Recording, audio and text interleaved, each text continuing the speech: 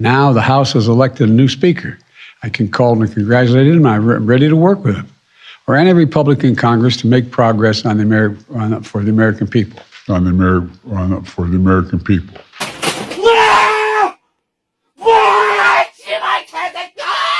And starting last week, if Big Pharma raises prices faster than inflation, they're going to face big penalties. Starting last week, Americans can get tax credits.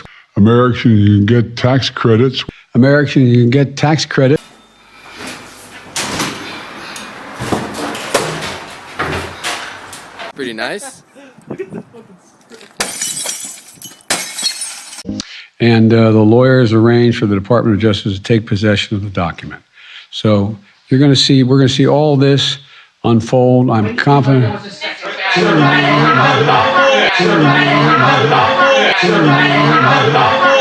you very much.